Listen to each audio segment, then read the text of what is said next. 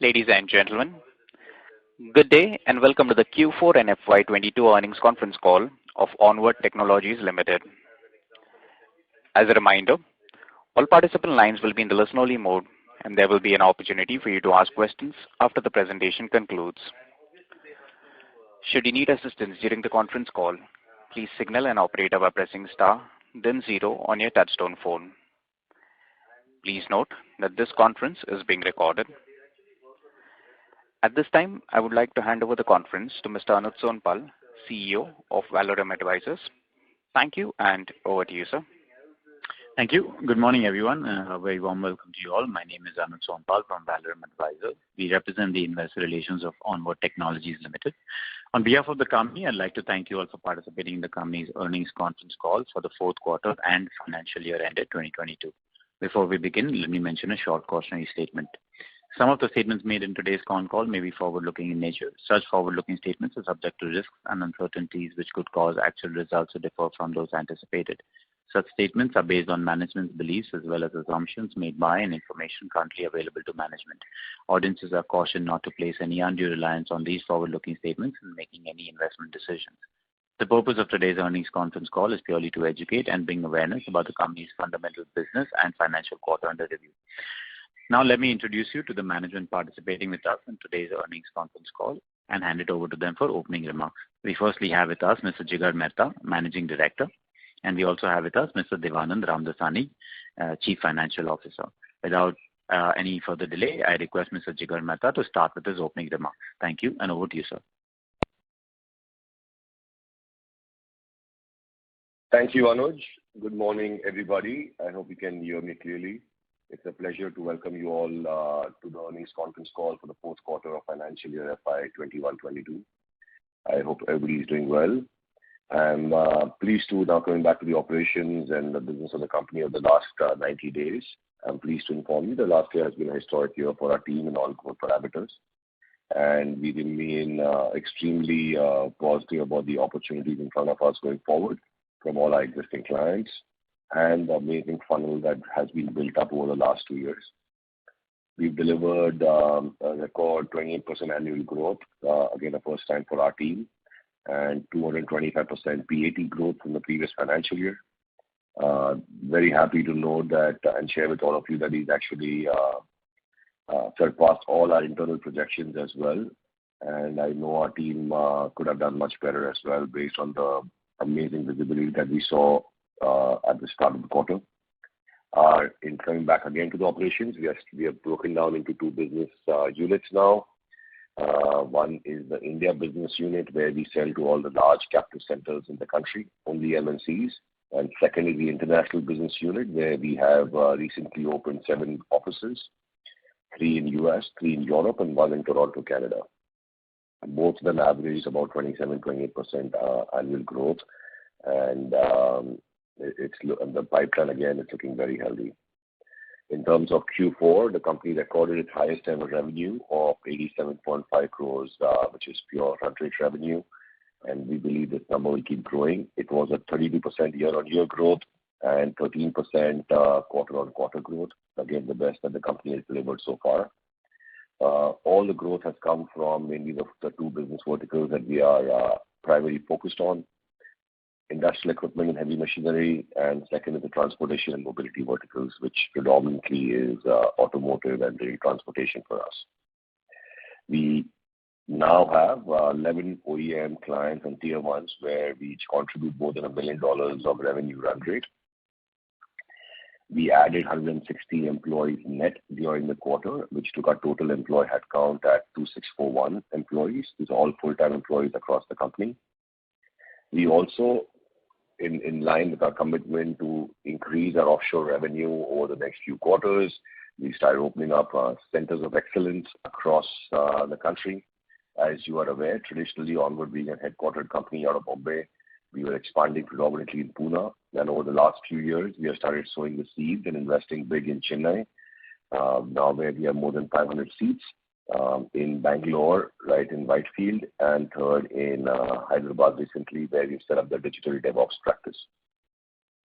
All of these programs and the new design centers that we have set up we've added another 200 engineers net over the last 12 months and 150 in the last quarter to increase our talent acquisition program to 200 engineers right now. We have shared with you guys earlier that our goal is to take this program 5x or 10x larger based on the visibility that we are seeing and the demand that we're seeing from all the clients on the digital and the embedded space. We are also hiring a lot of senior SMEs, subject matter experts, with very strong domain experience in industrial equipment, in heavy machinery, in the automotive mobility industries, to meet the growing demand of our Europe and US customers. I believe these investments will help us continue to grow at a record pace over the next few quarters. And we believe the investment that we're doing in the talent acquisition program and the training, it will actually help us meet the strong demand for both digital and ER&D services. Now I hand over the call to our CFO, Mr. Dev Ramadasani, to give you the financial highlights. Over to you, Dev. Hi, good morning, everyone, and I welcome to you on this earnings call. Let me take you through the fourth quarter's financial performance of our company on consolidated basis. Our operating income, as stated above, is 87.5 crore, which is increased about approximately 32% year-on-yearly basis. EBITDA has reported 6.3 crore for this quarter, which is grew by 66% year-on-year basis.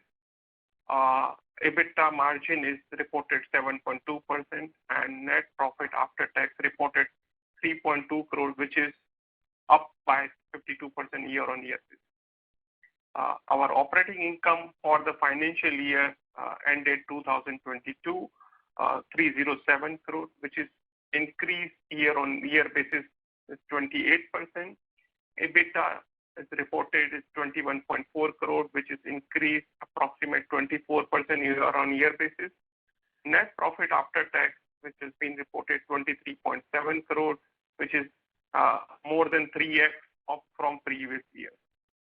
Lastly, I'm happy to inform you that we have the healthy cash flow in the books. We have approximate 60 crores in the books as on 31st March. Apart from that, we have receivable from the various tax authorities and departments is approximate 18 crores. Put together, we have a huge healthy cash flow, and we are anticipating department will release half of approximate 10 to 11 crores in the next 4 to 5 months. So again, this will churn out as a more cash flow in the system. I'm again delighted to inform you that credit rating of the company given by the ICRA has been upgraded by one level, BBB for the long term and A3 plus for the short term. As well as Board of Directors has also recommended final dividend of 3 rupees consecutive years for the financial year 21-22, which is subject to shareholder approvals in upcoming AGM. I'm open for this floor for the question and answer session. Thank you, everyone. Thank you very much. We will now begin the question and answer session. Anyone who wishes to ask a question may press star and 1 on their touchtone telephone. If you wish to remove yourself from the question queue, you may press star and 2. Participants are requested to use handsets while asking a question. Ladies and gentlemen, we will wait for a moment while the question queue assembles.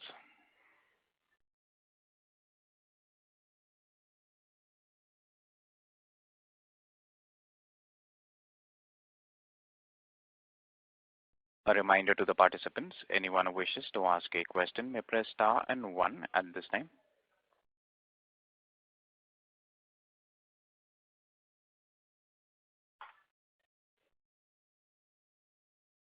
The first question is from the line of Krish Kotari from Shinobi Capital. Please go ahead. Hi. I actually wanted to ask about your receivables. Have you, if you could just give some sense of how, if you're having issues with that, or if clients asking for longer payment, sort of better payment terms from their end?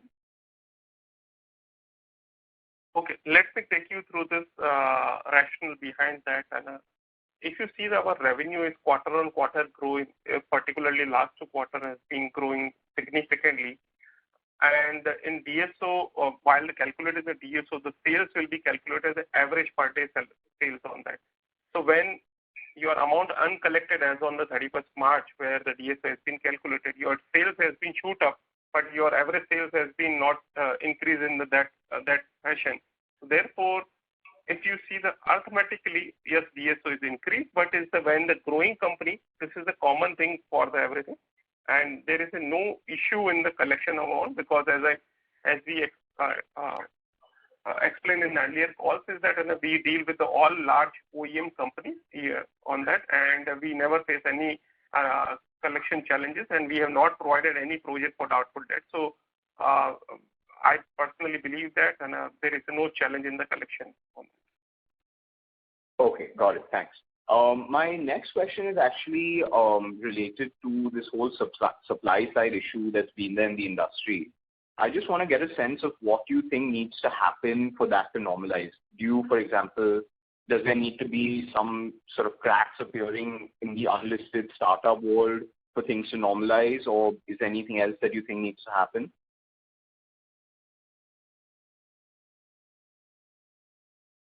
Krish, sorry, can you repeat the question again?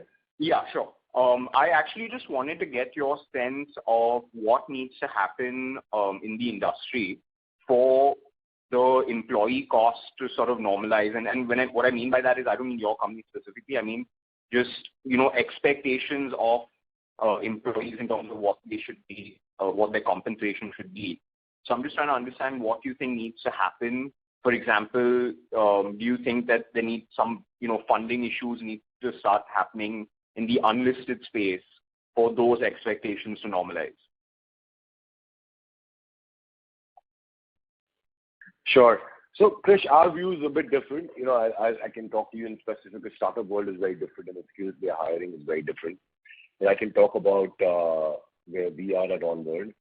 So, if you see from our perspective, we are hiring across three areas. One is the whole digital cloud area. Second is embedded electronics, and third is mechanical engineers.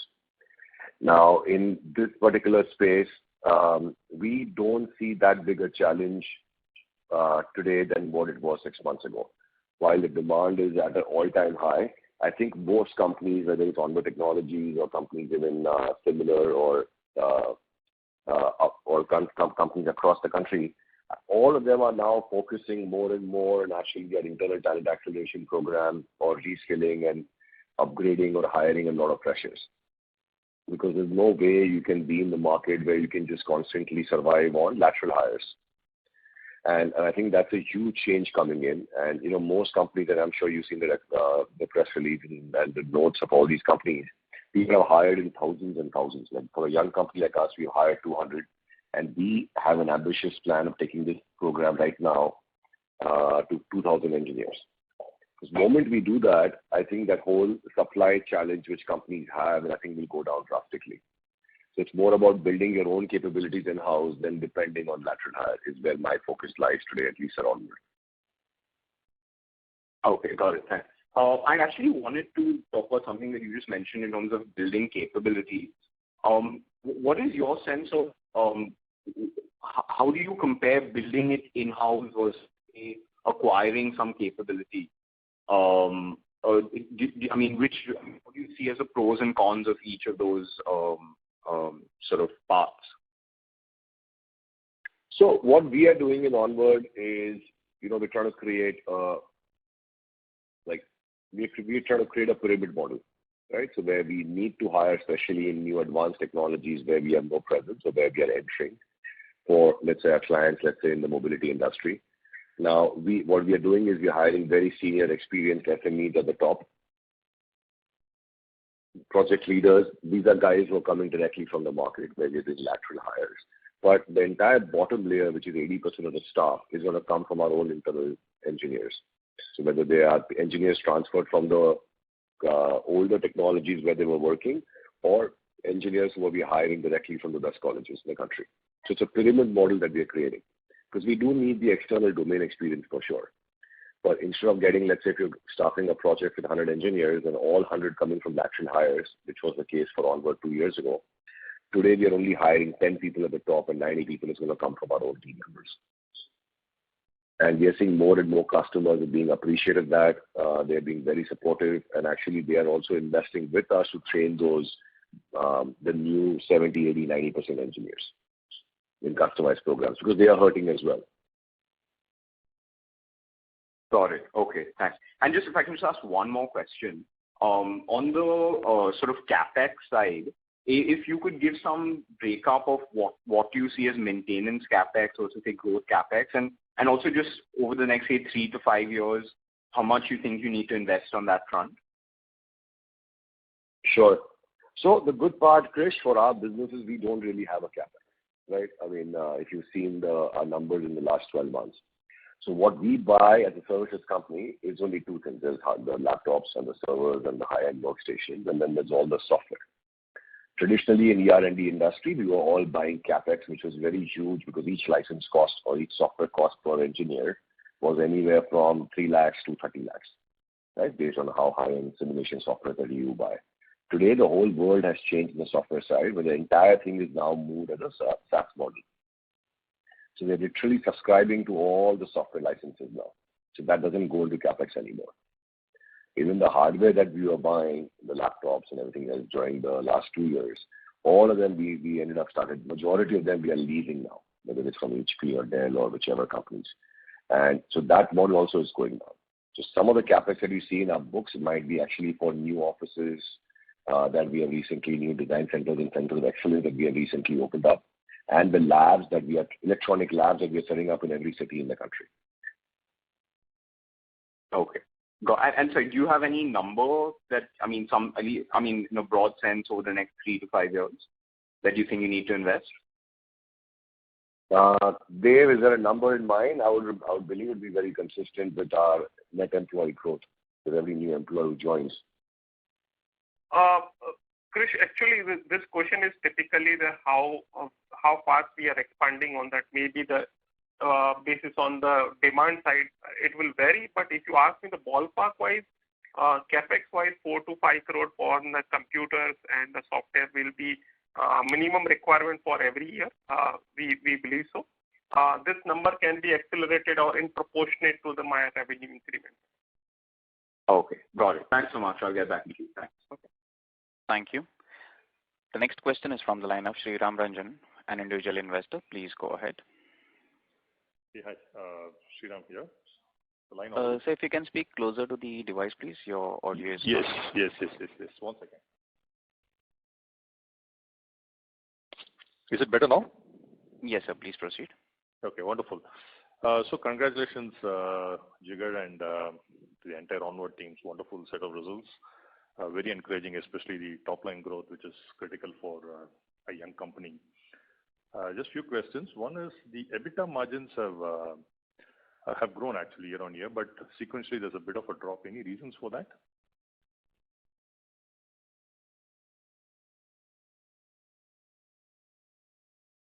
Sriram, hi, good morning. The EBITDA margin is, again, for us, we are focusing on building up the company, right? It's more about building the foundation for the long term. And all our investments are based on that. What's happened, if you remember last call we discussed, for the last 6 months now, finally travel is opened up. Yeah. You know, the 7 international offices that we have been completely understaffed in the last 5 years, or especially last 2 years when everybody was remote. So large number of people are getting added in all these 7 offices, both local hires that we are bringing on board, and number 2 is most of our senior executive talent, or let's call them my top performers, are all getting transferred to these global offices. So we had a vice president recently moved to Toronto. We have somebody moving in the next couple of days to Frankfurt. We have several people moving to London. So, you know, and that all of that is going to add to the cost, but that's all about building the right team and the right culture and investing for the future. Wonderful. That explains. Given the chip shortage and the other supply chain headwinds we expect because of the war, do you expect some kind of impact on our revenue, at least on the automotive side of the business? In terms of increase or decrease, you are hinting at? Decrease. Again, we are not seeing that right now. There are definitely all of these supply chain challenges in the industry. But at least for us, embedded is one part of our business. We are also very focused on mechanical and the digital side. And both of those areas the demand is exponential today, and it's increasing as we speak. Super. See, what's happening for us, Sriram, is so our cost structure obviously is very lean and very low. And that's why we are able to provide services to some of the biggest companies out there in the world, or Fortune 500 companies. And as we speak, more and more contracts we are winning. Just to give you an example, recently we won a rebadging contract with one of the largest German companies, where they were doing a major vendor consolidation. This was on the mechanical side, and this could become a huge avenue for growth for us going forward. And Onward Technologies won that contract. So we see that more and more as large, big companies do the consolidation. So while embedded side, some pieces have slowed down, but the demand is exponential right now. And probably we have the largest number of requirements in our ATS system on the embedded electronic side. Super.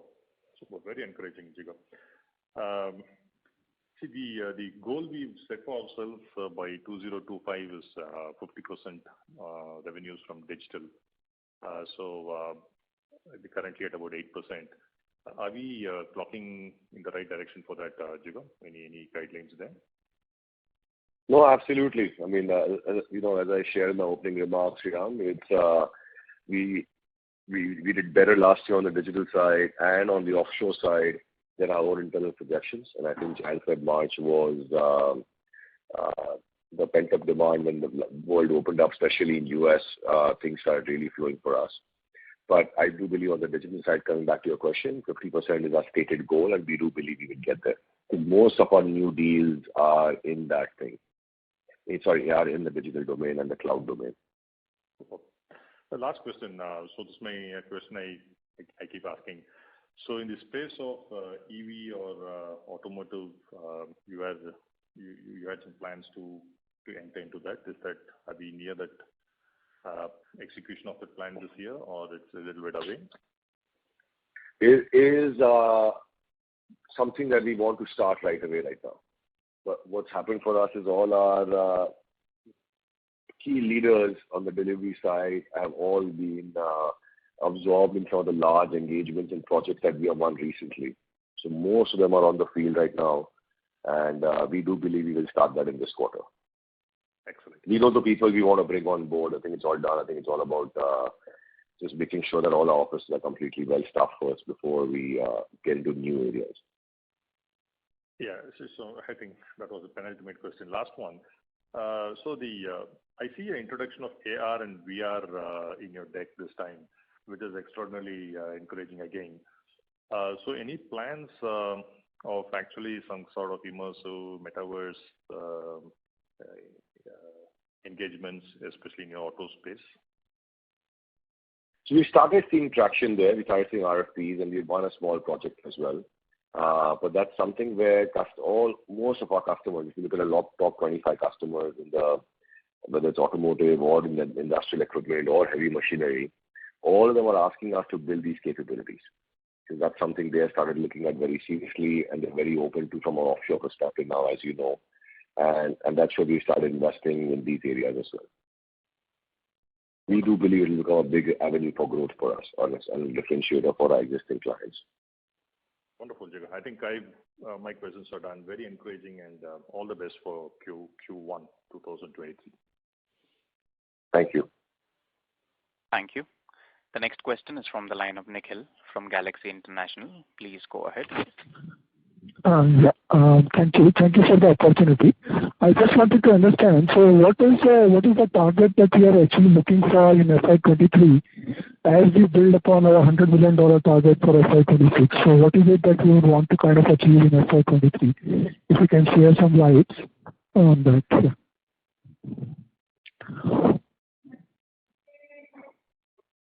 Nikhil, we don't really give projections, but as I've always shared before, our goal and the team that I believe I have built here, the single focus for everybody is to beat the previous quarter's numbers.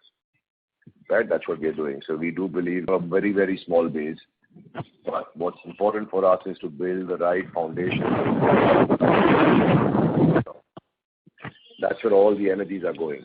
And based on the current demand environment for our customers and the opportunities in front of us, we do believe it will be an exciting year for us going forward. All right. Okay, fair enough. That's all from my side. Thank you. Thank you. A reminder to the participants, anyone who wishes to ask a question may press star and 1 at this time.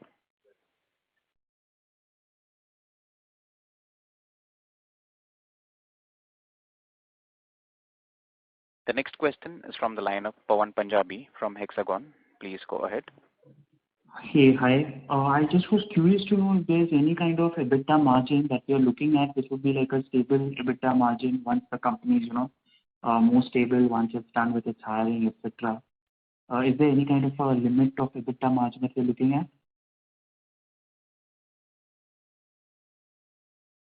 Pawan, hi, Jigar here. Again, on the EBITDA margin, we believe operationally we are operating at a double-digit number right now, which is in par with the industry. Our focus, again, I keep saying, is majority of we are investing all of it for the long term, right? So while we are conscious of being a profitable company and making sure that we keep growing on the right parameters, what is important is we are still a very young company at a very young base, right? We just crossed 300 crores of revenue. We are 307 crores. And we have a long, long way to go. And one of the reasons why we raised private equity and brought Convergent in last year when they partnered with us was to invest in the foundation for the long term, right? So if you see the investments that Onward is doing on the sales side, on the client engagement side, in entering new areas like digital and electronics and hopefully EV tomorrow, the investment that we're doing on internal digital transformation. Just last year's budget included about 4 crores of investment in just digitizing entire Onward technologies, right? So we are at that stage right now. And we do believe right now the focus is to build a very strong growth-based culture supported with a very profitable business. Got it. Thank you. They've already shared about the cash that we have in our books, and we do believe that will continue to grow going forward. Right. Got it. Thank you. Thanks. Thank you. A reminder to the participants, anyone who wishes to ask a question may press star and 1 at this time. The next question is a follow-up from the line of Sachit Motwani from Param Capital. Please go ahead. Yeah. Hi, Jigar. I had just one question. So, we didn't see a good amount of offshoring come up in the last few years. So, offshoring has been hovering at 30% of revenues. So, 2-3 years down the line, how do you see this offshoring mix change? Sachit, hi, good morning. So, if you look at the last 2 years, were very different, right? For us, last 2 years was when actually Onward transformed. And just going a bit back into history, November 2019 is when Onward became debt-free. And since then is when we started investing very significantly and focused approach on the international market. And last 2 years, with everybody remotely working or working from home because of COVID, all our revenues, we position that in on-site, right? Because it's not working from our offices. That's how we have classified our on-site offshore mix so far. Okay. So that's the way, right? That's the first part. And the second part is, Sachit, I believe you did a site visit as well, right, to our Pune facility. Yeah. If you see, we are upgrading all our infrastructure across Pune and now Chennai, Bangalore, Hyderabad. And that's towards increasing the offshore percentage. Because our customers are very open. Today, the kind of companies that we serve and we support is they are not very focused about whether we do the work on-site or offshore, right? Because Onward owns the SLA and the delivery for most of the services that we provide. So they are more interested in we having the ability to invest. And because earlier the offices were closed for the last 2 years, we were also very focused and we were comfortable on the on-site model. But we do believe now the offshore numbers will grow up. Will grow substantially as well. Okay. So can we expect this to surpass 50% in a couple of years' time? It's a possibility. As I said, we are not exclusively biased towards on-site or offshore. Both the models work. Because please keep in mind, our customers remain the same. If you look at our revenue profile, our top 25 customers now contribute 60% of our revenues. Mm-hmm. And that number we believe will become significant more and more going forward.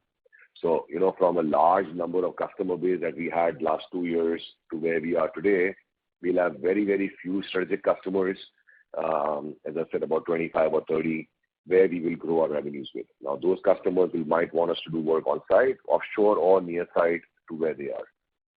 Got it. And also, can you throw some color on the opportunities in the healthcare side?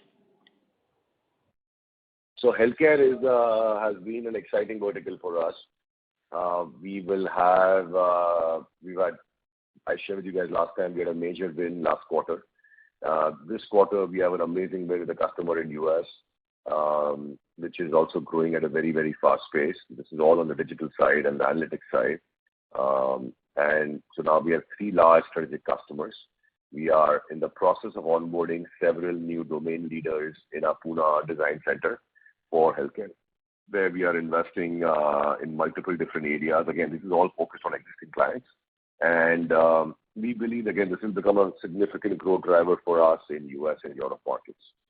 And now once my new sales team and leadership team start in Europe and US, a lot of them have a lot of depth and experience in terms of this domain, which will also actually help us grow this industry vertical, the new vertical, much faster. Got it. But in this healthcare, like typically, what would be the deal sizes right now? Because you have like 11 accounts now giving more than $1 million. I think they would be largely from industrial and on the mobility side. But healthcare would be contributing relatively less. So, like from a client mining perspective, can these healthcare clients also become a significant portion in terms of size, deal sizes? I think so for sure. That's what we believe internally. That's why we entered this space. We believe the customers entering the $1 million revenue per year in the healthcare or the new domain will be much faster than the earlier domains. Earlier domains we are playing catch up because obviously we are new in this whole space from an outsourcing offshoring perspective. It's been relatively new for us since November 2019. I'm talking from a global market perspective. Yeah. From the healthcare space, we are going with the strength of 2,800 people. So what's happening there is our deal sizes are significant from day one itself. And those will actually outperform in terms of not the number of clients, but number of few clients, but we will do significant amount of work with them.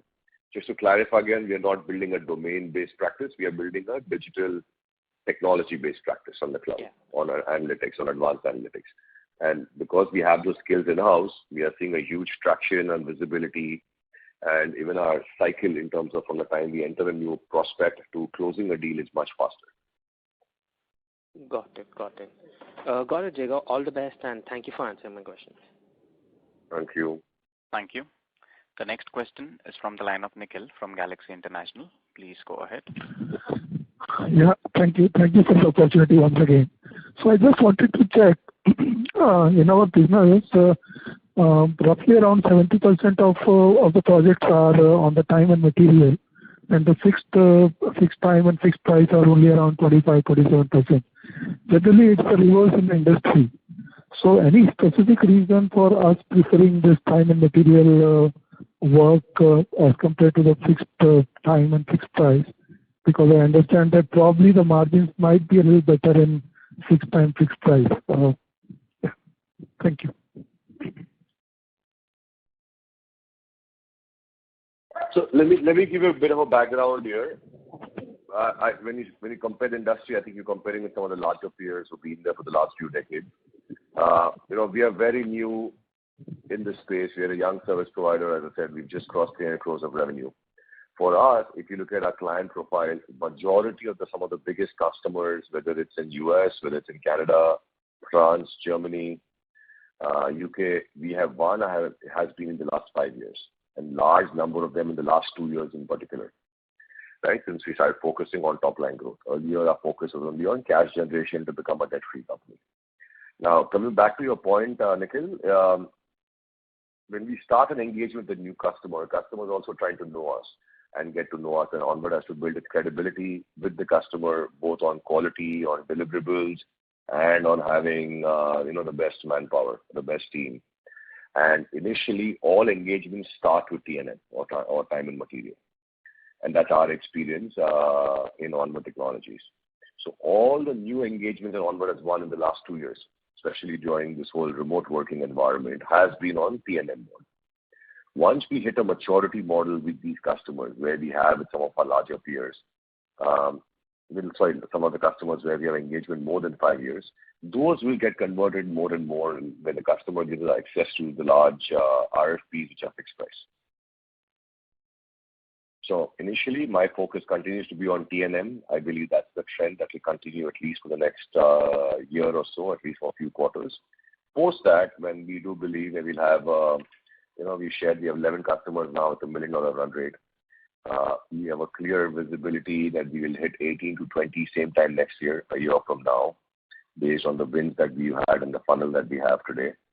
Now, our whole perspective is when some of the customers will move from $1 million a year to $3 million a year, 3 million customers will move to $5 million a year run rate. And those are the big engagements where we will start bidding for, at least having access to RFPs which are fixed price. Jigar, I would like to add here that a T&M model will give the flexibility to our size of the company that there is an annuity business, annuity revenue you will do that without any affecting of your margins. So we don't have the much bench on the sitting in the company. That is the positive sign which we feel so that at this junction is the best model for us and best suitable for us. So therefore we are focusing on the T&M model where the revenue will be continue as we go. Understood. So basically it's a strategy to get into a customer, build a relationship, show your competence, and then kind of migrate to the next level, right? So that's what. So I understood that. One additional question. So how much is the percentage of revenue that is contributed by our top 10 clients as of now? Because we are going to focus on the top 25, top 30 clients. So I just wanted to have that number if it is available. Thank you. Because so our top 10 clients contribute approximately 47% of our revenues last year. Okay. And any specific deal wins in this quarter that you would want to kind of highlight or just point out? So the number of new contracts that we have won, one of the largest contracts we have won is with a mobility company, an OEM on the digital space, where we are being selected to build a practice for them on DevOps. This is to start with a young team of 60 engineers to be ramped up to 120. This is one of the most significant contracts that we have won in the last few days. Similarly, we have won a customer in Europe, which is for electronics and embedded, which will again become a very fast-growing client for us after competing with some of the largest companies in India. We were selected and we met them recently as well. I personally could meet them last month, which was significant. Like that, we have won another large client in Toronto, which is an automotive tier 1, which is also growing at a very, very fast pace for us. So these 3 transactions is where we are seeing a huge visibility in terms of the new deals that we have signed and completely new clients. Great. So congratulations and best of luck for the future. Thank you. Thank you. Thank you. A reminder to the participants, anyone who wishes to ask a question may press star and 1. The next question is from the line of Krish Kotari from Shinobi Capital. Please go ahead. Hi. I just wanted to ask about your sort of cash management and treasury operations. How do you generally park your money? Do you tend to prefer leaving it as cash, or do you invest it in, say, short-term funds or something like that? Okay. We follow the investment policy approved by the board, and our board does not allow to invest in any equity, direct equity or the equity-related investment. So we park the funds in the different instrument basis on our needs of the funds of incoming days. So we park the funds in FDs, we park the funds in the liquid and overnight mutual funds, and majority park the fund in cash as well on that. So these are the key sort where we have parked. We have not exposed to any short-term or long-term mutual funds so far. Understood. And my other question is actually related to the private equity investment that was made about roughly a year back. Just want to get a sense of how that, how the year has been and how you see that relationship evolving. Hi, Jigar here. The conversion team came in last July, and it's been amazing. They've been super partners since they've come on board. We work very, very closely with Harsha, who's on the board, and his entire team as well. And so far, we've been working on a number of strategic things. So one is the internal organic growth, where they are part of a lot of the fun stuff that we do here in terms of moving on the digital side and making sure that we focused on the long term, not short term, quarter and quarter, which can happen when you get onto some of these calls. But it's making sure that we have a long-term vision and we're investing, and that's some of the investments that you saw in Chennai, Bangalore, Hyderabad, Pune as well. Very soon we will ramp up capacity in Bombay. So all of that will be a significant part of where they contribute. Second part has been on the M&A side. I touched upon that last quarter as well. So we looked at a number of transactions, both in India and outside India, and we continuously keep evaluating in terms of the opportunities in front of us. We thought we were very close last quarter, but then we decided that it was not for us. But we are evaluating, and there's a lot of amazing deals on the table. I think it's all about finding the perfect match culturally and obviously strategically as well. Okay, understood. Thanks so much. Thank you. The next question is from the line of Pratap Maliwal from Mount Intra Finance. Please go ahead.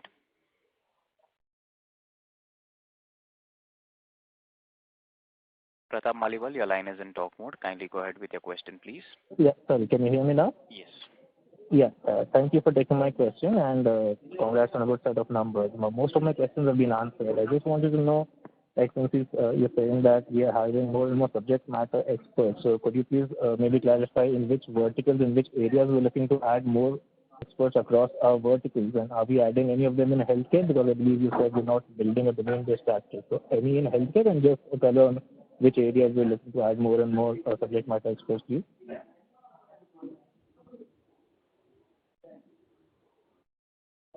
Sure. So we are adding in all the three primary verticals, right? So our first largest vertical is industrial equipment, heavy machinery, right? And that's a very broad-based industry because it covers off-highway vehicles, it covers agricultural equipment, it covers heavy machinery, it covers engine manufacturers, it covers off-road vehicles. So, and in each of those areas, we have lines of businesses. So there's digital, there's embedded electronics, and then there's mechanical. And now in each of those LOBs, there are so many special product specialists that is required. So that's where we are hiring a large number of people. Number two is on the mobility side, especially on the automotive side. We're hiring a lot of people in digital, which is on advanced analytics, cloud, DevOps. So that's all the technology based. And on the domain side, we're looking at, on the line of business side, it's strictly based on electronics and embedded space, and on the digital space, where again, we are seeing a huge opportunity and demand from our clients. On the healthcare side, we are hiring more hardware engineers, more engineers which have experience working in the healthcare domain, but more on the digital side, on the cloud side. Okay, thank you. That's helpful. Just one other thing, I just want to clarify that right now we have 11 customers that are up to 1 million. So did you say that this should go up to 18 this time next year? Did I catch that correctly? Our current run rate is, we believe we will, last year same time we had about 6, where we are now at 11. Right. Based on the investments that we have done in the last 18 months, 2 years, since life opened up, post-COVID or during COVID, our run rate is very good because we're only focusing on large deals now. And we do believe we will be at 18 to 20 same time next year. We have a very good visibility. Okay, thank you so much. Thanks. Thank you. The next question is from the line of Vinit Kumar Anchalia from Sadhana Textiles. Please go ahead. Good morning, sir. Great job again this quarter too. I have a couple of questions. The first question is on the cash in the balance sheet. Is there any timeline you're looking at to use this cash?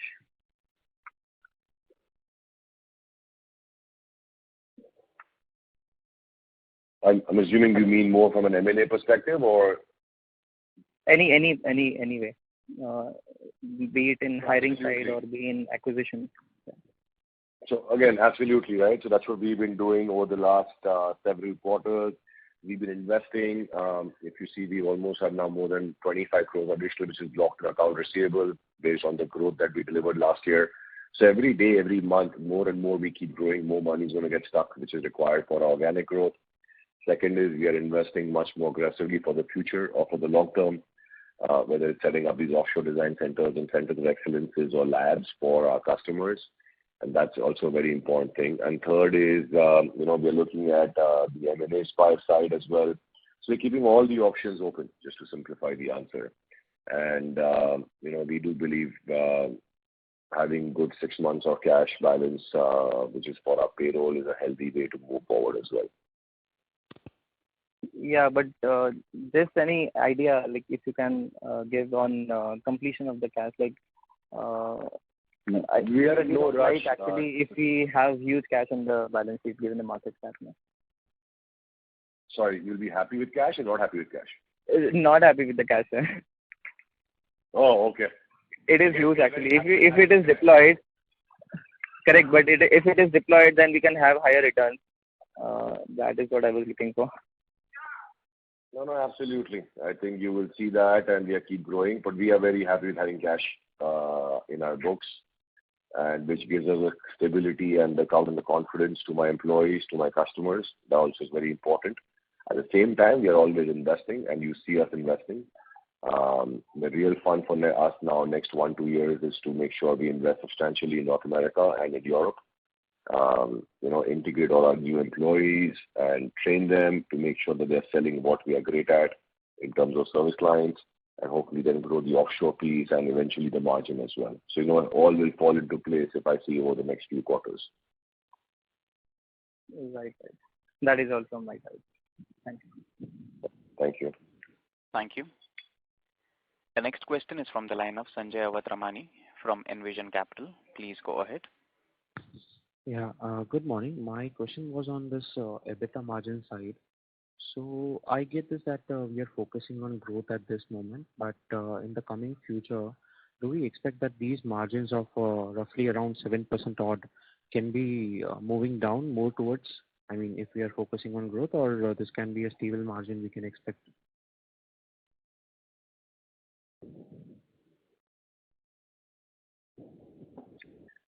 So again, I don't question a different way, but again, our focus continues to be is to grow the business and to make sure that we capture the opportunities in front of us. So we are definitely long-term focused. On the transaction side or on the quarterly, monthly basis, we do believe, we do run a very operationally healthy business from a cross margin perspective. So it's more about how quickly can we grow and meet the demand that is in front of us. Because, we've not seen this environment, at least not since I've been in Onward Technologies since I took over in 2016. And it's a very exciting space. So we don't want to let go of the opportunities. We want to make sure that we're investing behind that. So my perspective, it should be much better going forward. And we'll keep growing, both top line, bottom line, everything. Okay, this is very clear, sir. And next is that what is the attrition rate for Q4 and FY22? If you can quantify that. So our attrition rate is last year was about 30-31% as an organization. Majority of that comes at the bottom end of the chain for us, right? Where there are people, and these are majority people who are working on site, where we don't really see the people at various client sites in India, especially at the captive centers. So that's where our attrition comes from. But I think we're doing a lot of steps, and we have done with our strong ESOP policy, with the increments, R&R, and I think it's getting better every day. Okay. Thank you so much, and good luck. That's all from my end. Thank you. Thank you. The next question is from the line of Vineet Kumar Anchalia from Sadhana Textiles. Please go ahead. Yeah, thanks again, sir. Actually, I have one more question on deal size. Are we looking to crack any deal worth 70, 80 crores odd in near future from a single customer? I am always ready when you bring them to me. Yeah, right. Okay. Yes, just to keep it simple, we are always looking for large contracts. We're always looking to bid for larger deals. But again, please keep in mind, in our industry today, it's not about finding a lot of large contracts available in the market. It's more about having the ready delivery capabilities in-house. So when you do win, you can deliver the projects. So my recommendation and advice to my team all the time, a clear direction to them as well, is don't pick up deals that you cannot deliver. Because, one bad deal can actually spoil a lot of the hard work that we have put in. So focus on deals where we can deliver and execute. And as we speak, we are short of hundreds of engineers across large number of our new project wins, and which is where we're trying to ramp up right now. Right. And I had another question on the Axis CAD's stake, like we're holding some, I think. So any comments on that? We don't hold anything in that company or any other company out there. As they've already clarified, we don't invest. Onward Technology does not invest in anything except any extra surplus is in FD or in HDFC mutual fund or something similar. We don't do anything in any company. That's clear. Thank you. Thank you. Thank you. A reminder to the participants, anyone who wishes to ask a question may press star and 1 at this time.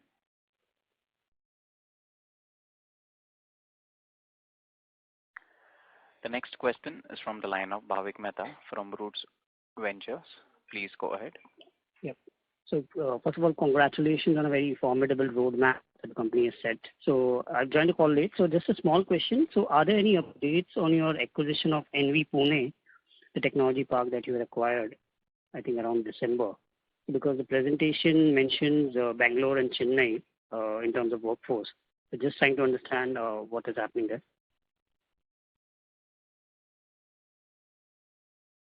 Sorry, happening on the office space that we bought? Is that the question? Yes. It's I don't know if I got the question right, but again, it's an office space. It's a fifth floor of a building which we were renting for the last 7 years is what we acquired because our office space is running at full capacity, and now it's 100% subsidiary of the company. We've changed the name from NV Technology Park to OTE Park, which is Onward Technologies Park. Okay, so this was just the one floor that we have acquired. There's nothing additional over and above that. Okay. No, it's just one floor. You have some land rights for the land. That's about it. I think it's about 26,000 square feet. Okay. Thank you. Thanks. Thank you. A reminder to the participants, anyone who wishes to ask a question may press star and 1 at this time.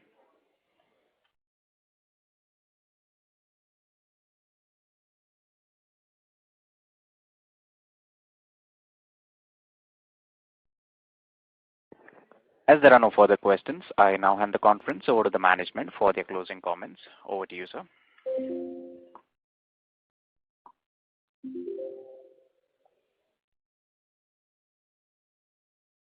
Thank you. Thank you all again for participating in the Q4 earnings call today. I hope we've been able to answer your questions satisfactorily. If you have any further questions or would like to know more about the company, please reach out to our investor relations managers at Balaram Advisors.